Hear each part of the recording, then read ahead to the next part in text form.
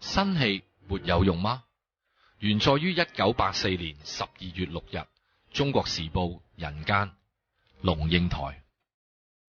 如果你住喺台灣，如果你仲冇移民美國或者巴拉圭，如果你覺得你嘅父母將會埋葬於此，你嘅子女將會生長於此，咁樣呢封係我俾你嘅一封信。寫過中國人你為什麼不生氣之後，有啲人帶住憐憫嘅眼光，搖着頭咁同我講：生氣沒有用嘅，算罷啦。佢哋或者係啱嘅。去咗外國10年，喺翻到台灣呢1年裏邊，我有過太多生氣失敗嘅經驗，有啲係每一日發生嘅小小嘅挫敗。喺郵局窗口，我會講：請你排隊好唔好？呢個人狠狠咁瞪我一眼，仍然將隻手擠進呢個窗裏邊。經過養狗嘅人家，睇見一隻巨大嘅聖班納狗塞喺一個小籠子裏邊，鼻子同埋尾巴都已經黐住鐵欄，動彈不得。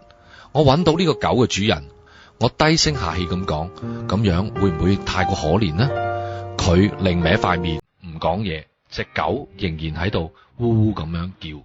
有人將一啲空嘅罐頭掉喺大屯山裏邊，我伸出頭大叫：咁靚嘅景色，可唔可以唔好抌垃圾啊？冇人答我，我只好自己走過去執翻啲垃圾放喺我嘅車度。南部嘅商人屠殺老虎，我問環保局：冇法令保護呢啲稀有嘅動物嘅咩？答案係冇。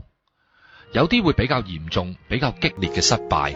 翻到台灣第2日，的士經過路口嘅時候，發現有一個人瞓咗喺路中間，黑衫黑褲，戴住斗笠，好似係鄉下嚟嘅老農夫，姿態僵硬咁朝天躺着。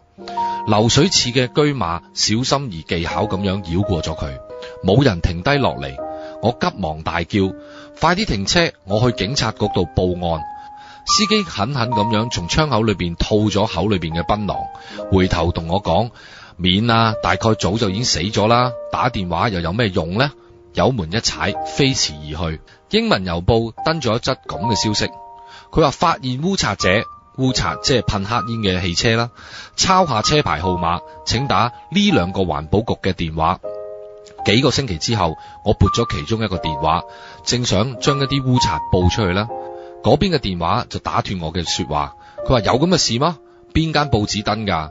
我答佢係英文郵報啊。於是重新解釋一遍，對方顯然係不知所措，於是就叫我打另一個電話。另一個電話又話唔知點辦。最後我輾輾轉轉打4次，跟住就有個人同我講：唉，咁你就將呢個號碼俾咗我睇下點樣處理啦。我好嬲，我並冇將呢個烏賊嘅號碼俾咗佢，我就將個電話掛咗啦。有一段時間我住喺林爵大街嘅10樓，搬咗入去之後，發覺對面街嘅夜攤每晚去到午夜，鼓樂喧天，大放流行歌曲。於是我晚晚打電話去警察局，電話嗰邊總係講：好，我會派人嚟噶啦。但係企喺陽台觀望嘅我，知道根本唔會有人嚟。失眠咗1個月之後，我直接打電話去分局長，請佢對我呢個小市民解釋點解佢唔執法。呢位先生好唔耐煩咁同我講，佢話呢啲係我哋中國嘅國情，取締係辦唔到嘅。冇幾耐，我打開門，發現一個滿臉長滿橫肉嘅人企喺個門口，兇狠咁同我講：你夠膽報警？你知唔知道我會劏人噶？你報警我係唔驚噶。走喺行人道上，有一輛的士掃住我嘅手臂咁樣飛過，馬上又被紅燈擋住。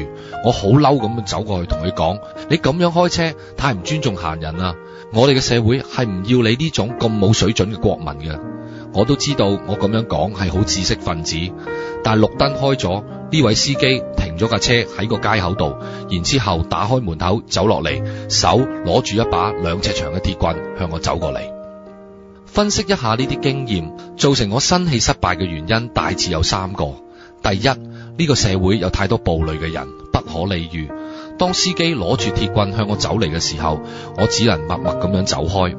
第二，我哋嘅法令不全，老虎如果冇立法嚟保護，跟唯利是圖嘅人講人道、講生態係毫無意義嘅。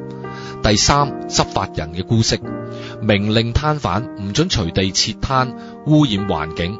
但係當執法嘅人本身都觀念不清嘅時候，你會點樣辦呢？呢啲都係造成我嘅失敗。但係你知道嗎？呢啲唔係最主要嘅原因啊，最主要嘅原因係因為生氣嘅人太少啦。如果打電話去環保局投訴嘅人唔止我一個，而係一日有200個電話、300封信，你諗下環保局仲可唔可以支吾其事呢？如果對分局長抗議嘅唔止我一個，而係每一個不甘心受氣嘅市民，佢仲可唔可以執迷不悟咁同我講中國國情如此呢？如果嗰個養狗嘅人每一日都有路過嘅人對佢講換過個籠啦，佢仲可唔可以視若無睹呢？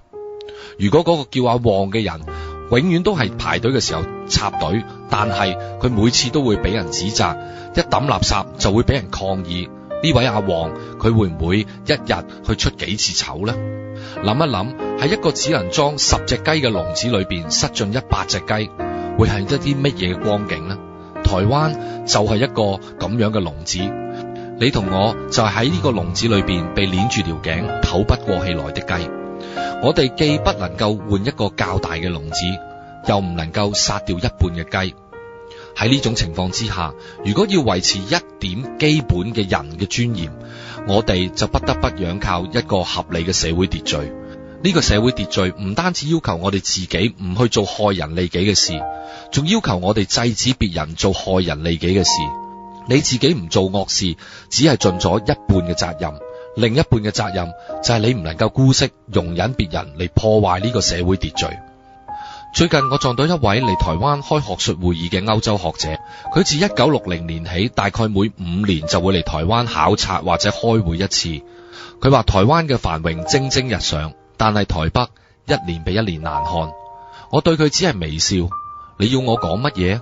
我住過美國嘅紐約、西德嘅慕尼黑，到過歐洲嘅羅馬、雅典、歐亞交界嘅伊斯坦堡、非洲嘅卡薩布蘭卡、埃及嘅開羅、日本嘅東京。我知道台北係我所見過最缺乏氣質、最醜陋、最雜亂嘅都市。